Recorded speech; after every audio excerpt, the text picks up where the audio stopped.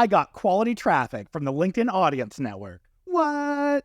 And I'm sharing with you exactly how to get the same for your campaigns on this week's episode of the LinkedIn Ads Show.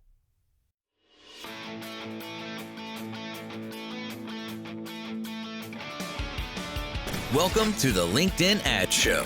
Here's your host, AJ Wilcox. Hey there, LinkedIn Ads fanatics. As he said, I'm AJ Wilcox. I'm the host of the weekly podcast, the LinkedIn Ads Show. I'm thrilled to welcome you to the show for advanced B2B marketers who want to evolve and master their craft and become true LinkedIn Ads pros. You may have heard that the LinkedIn Audience Network, or LAN, produces bad quality traffic. You've probably heard it from me because I say that quite often. It hurts so bad to say that LAN traffic is garbage because I want to love it so much. Think about it. On LinkedIn, we have the best business targeting of any platform out there, but since most LinkedIn users aren't active all the time, it's super valuable to be able to reach them anywhere that they're surfing around and not just sitting around twiddling our thumbs and waiting for them to come back to LinkedIn. That's exactly what the LAN network is supposed to do, and, well, I may have fixed it. So in today's episode, I'm going to share with you exactly what I did and how you can do it too. Plus, I'll be sharing my block lists and whitelists for you that you can go and directly download and use in your campaigns. The LinkedIn Ads Show is proudly brought to you by B2Link.com, the LinkedIn Ads experts. B2Linked is the ad agency 100% dedicated to LinkedIn ads, and we have been since 2014. You know, back before it was cool. We build a custom strategy for every account we work with. You get to work directly with me and my local team. You're not going to get a cookie cutter approach or a standard account template from us. No way. Plus, with the strategies that we've developed and our mastery of the platform, we always save our clients more than we charge. So it's kind of like getting the best in the biz for free. If you'd like to explore partnering with us for your LinkedIn ads management, schedule your free discovery call with me at b2linked.com/discovery. All right, if you have a review, a question, or feedback for the show, you can message me privately on LinkedIn. My DMs are open and they're free, or you can always email us at podcast@b2linked.com. You can attach a link to a voice recording from you, and I'll play it right here on the show, or you can send text. I'll read it on the show. I'm happy to keep you anonymous or share your details, so just let me know what your preference is. Either way, I want to feature you. All right, without further ado, let's hit it. This episode was a long time in the making. I've shared before, I want to love LAN traffic, but it's been so terrible before, and I've spent hours with LinkedIn's product team trying to understand why and how to fix it. I've read a bunch of content that others have published about there being bot and spam traffic on the LinkedIn Audience Network. I've taken those to the product team to try to understand it, and I've come to some conclusions. Now, of course, I reserve the right to change these conclusions as I gather more data and understand more, but here's what it looks like. Yes, there is bot traffic that comes from LAN. You can see this in your analytics and server logs, but the cool part is LinkedIn doesn't charge us for the bot traffic if it can tell that it's bot traffic. I've been doing a lot of research on LAN traffic to try to understand it better, and I reached out to Dr. Augustine Fou. He's the founder of FooAnalytics, because he's published some incredible data and analysis on traffic quality across the various ad networks. Specifically, he's got really cool ones on Google Ads, and he's even published a couple on LinkedIn.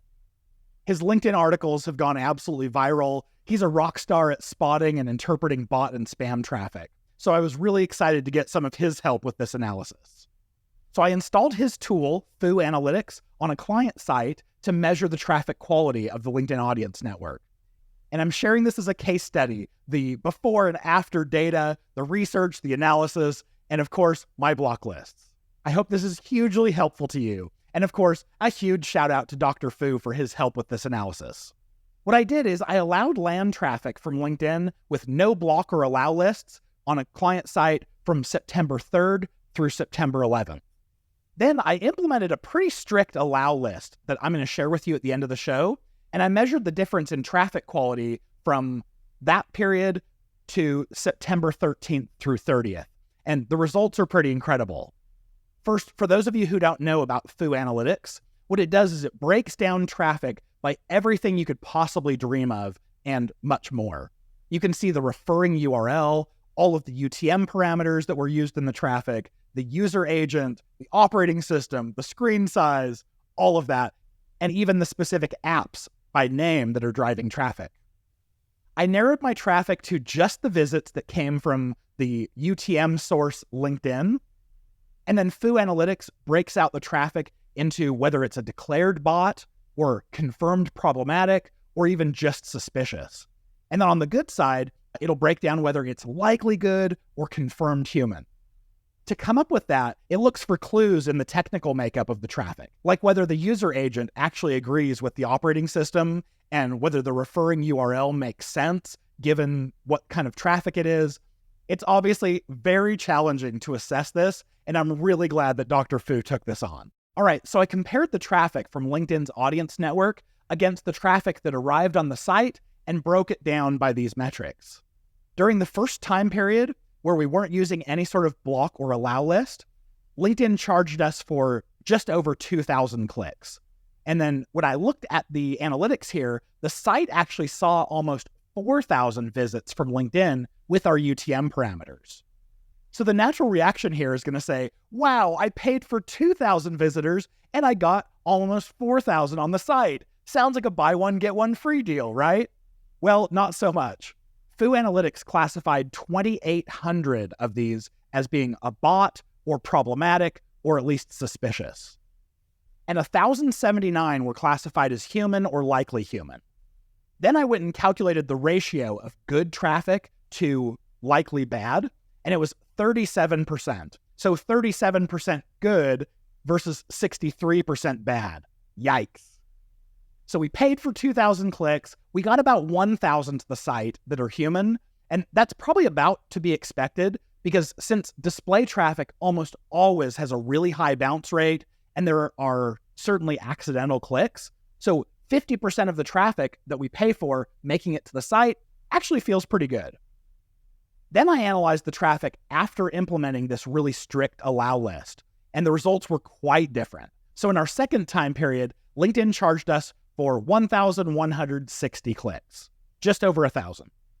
The site saw 733 visits, so there's a little bit of a drop-off there from 1,160 down to 733. The allow list that I used, and I'm sharing with you here at the end, this is only allowing the highest quality publishers on LinkedIn's list. It's sites like the New York Times, USA Today, Forbes, Business Insider, those kinds of places. They're national publications that you've definitely heard of. After implementing this list, I recalculated this ratio of good to bad. The ratio of good to bad was over 100, meaning that we had more good traffic hit the site than bad. So we went from a good to bad ratio of 37% to 102% just by applying this allow list. There is also a cost difference here. Before the allow list, I calculated my cost per good visitor, and it was just over $1. It was like $1.05. After the allow list, my cost per good visitor was $4.08. And after implementing, I saw lower click-through rates across the board. All right, so why would we see higher costs and lower click-through rates? I've got a couple theories, and I've also seen this same effect across multiple of our clients. I think it's maybe because the sites that we're being shown on are higher quality and the ads aren't as prominent. That would explain why our CPCs are a little bit higher. Plus, because they're higher quality sites, there might be a lot more competition of other advertisers who want to show up there kind of bidding it up. Alternatively, we're also right during peak political advertising season here in the US, and I'm thinking that the exchanges might be slammed with political ads and other competition driving costs up. If this is the case, we'll see if it all drops back down. If it is the additional competition from political ads, we'll see after November 5th if our LAN click-through rates go back up and our costs go back down. You're probably asking yourself, why are bots clicking on my LinkedIn ads? I know because I wondered it, and all of the clients I've talked to about it are all asking the same thing. The biggest reason why there's bot traffic is that the ad exchanges have something called creative validators. Their job is to click through the ads being shared on their exchange and do this regularly And what they're looking for is malware or anything else deceptive that would cause their users a bad experience. A bad actor, like a bad site who is trying to share malware, you wouldn't want them to be able to block these creative validators. So the creative validators, they have to look like humans so that the bad actors don't block them and get away with it. So they purposely act human and they attempt to evade detection. This isn't a problem because LinkedIn's aware that the ad exchanges use this and they're not charging us for the traffic from them. The other big reason that I've found why bots are clicking on ads, as far as I can tell, there are some very low quality apps where the developers, they know that they make more money when their users are watching ads. So what they do is they serve the ad and then they simulate a click on it behind the app while you're using it. So you or your child may be using the app and you might not know it clicked on an ad and showed it back behind the app. For instance, one of the apps before I blocked it with the block list is called WordTrip, and it alone accounted for 22% of all of the clicks for a campaign. And 100% of those clicks were all categorized as bad. Not awesome at all. I would not recommend advertising on apps. And there is one important distinction that I want to share with you, and that's the difference between a blacklist and a whitelist. I worked in computer networking for a few years, and so I understand this concept of blacklists and whitelists. LinkedIn's LAN uses the same principle here, so I'll walk you through how it works. What a whitelist does is it only allows traffic from a specific list of sites. And a block list, it only excludes traffic from a specific set of sites or apps that are on the list. So I'm sharing my whitelist and my blacklist with you, but I would recommend only using the whitelist.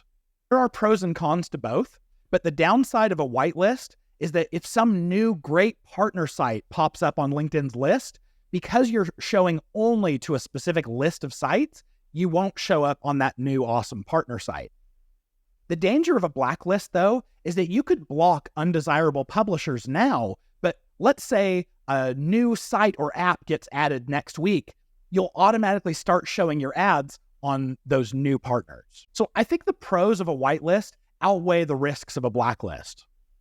So here's how to install either a blacklist or a whitelist. LinkedIn calls these block lists or allow lists.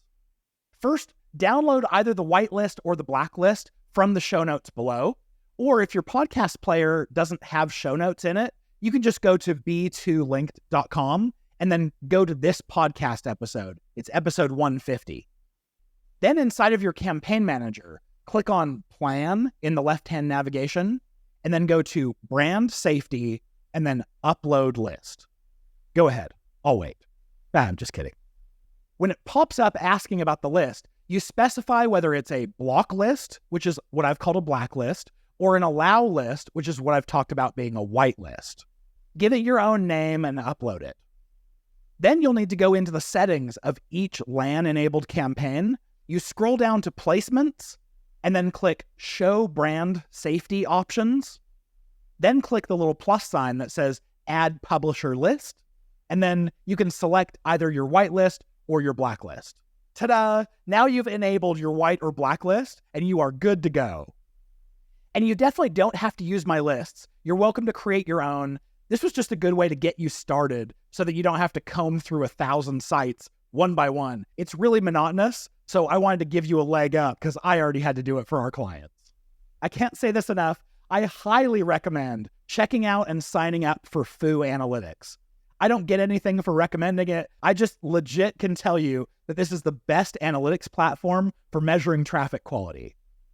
It provides the best intelligence I've found on spam and bot traffic. I've linked to FooAnalytics down in the show notes. That's FOUAnalytics.com. I've also linked to Dr. Fou's LinkedIn profile, where he publishes awesome deep dives on traffic quality of ad networks. It's amazing. You're going to love following him. In the show notes, I've also linked to both the whitelist and the blacklist that I recommend. I have already shared these block lists on the LinkedIn Ads Fanatics community, so they got it first. You're welcome, Fanatics. But if you're not already a member of the LinkedIn Ads Fanatics community, you've got to get there. You get access to all 4 of our courses that take you from absolute beginner to total LinkedIn Ads expert. Plus, you get access to the top minds in LinkedIn advertising who are all sharing what's working for them and asking questions to each other. There's even an available upgrade to get on weekly group calls with me so I can give you direct feedback. If you want to be a LinkedIn Ads 1%er, go right now to fanatics.b2linked.com. If this is your first time listening, welcome. We're excited to have you here. Make sure to hit that subscribe button so you hear us in your ear holes next week as well. But if you're a loyal listener, would you do me the favor of telling your LinkedIn Ads Fanatics friends about the show? That's by far the biggest compliment you can pay me. And I would absolutely love it if you would go out of your way to leave us a review on Apple Podcasts.